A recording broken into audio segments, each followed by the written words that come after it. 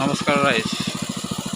এতিয়া চাওক, আমি আকৌ আহিছোঁ আজি পথাৰলৈ। তাৰমানে যিখিনি কঠীয়া ছটিয়াইছিলোঁ তাৰে কিছুটো ঠিকে আছে, কিন্তু কিছুত পানী আছে, মানে হঠাৎ পানীৰ তলত ডুবি আছে। তো পানী সিঁচিবলৈ আহিছোঁ।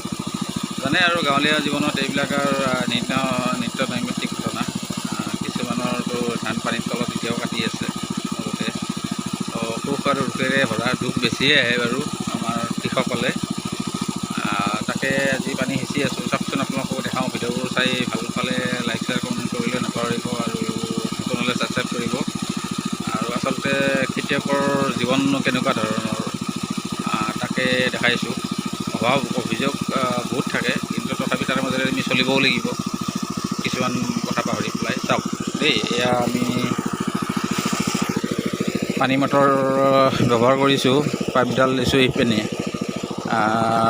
এইবোৰ চাওকচোন, এইবোৰ নতুনকৈ দিয়া। ইয়াতে ধান ছটিয়াইছিলোঁ, গজিছিলে, কিন্তু যোৱাকালি ৰাতি বৰষুণ দিলে। তো দিয়াৰ কাৰণে এতিয়া চব একদম পানীৰ তলত সোমাই আছিলে। তো এতিয়া মেচিনটো লগোৱাৰ কাৰণে পানীবিলাক লাহে লাহে ওলাই গৈ আছে। অলপ অলপকৈ ধান ওলাইছে, কিন্তু এইবিলাক ধান ঠিকে আছে। এইবিলাক মানে কি, আচলতে ইয়াতে অলপ মাটি উঠাইছিলোঁ, কিন্তু অলপ ওখ।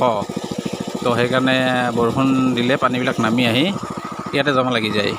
গতিকে সেইটোৱে আমাৰ দিগদাৰ হৈছে। কিবাকৈ এইখিনি উঠাব পাৰিলে বৰ ভাল আছিলে। পানীখিনি যদি নাথাকে 2-4 দিনমান, তো ঠিক হৈ গ'ল হয়। তো এয়াই, আৰু সেইকাৰণে যত্ন কৰি আছোঁ, কি হয় কি নহয়। তো এয়া মেচিনেদি পানী ওলাই গৈ আছে। এইটো সন্মুখত আমাৰ আকৌ পুখুৰী দেই। এইটো যি দেখিছে, এইটো আমাৰ পুখুৰী।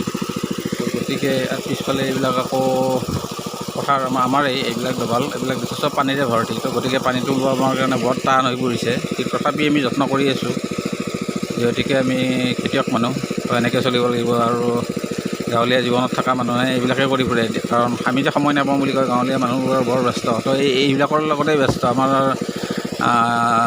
অফিচত গৈ চাকৰি কৰি দিনটো ব্যস্ত হৈ থকা আমাৰ সময় নাই। আমি এইবিলাক কৰিয়ে ব্যস্ত হৈ থাকোঁ আৰু। তো গতিকে কেতিয়া খাব পাওঁ, কেতিয়াবা খাব নাপাওঁ, কিন্তু চলিবতো লাগিবই। তো সেইকাৰণে এনেকৈ চলি আছোঁ আৰু।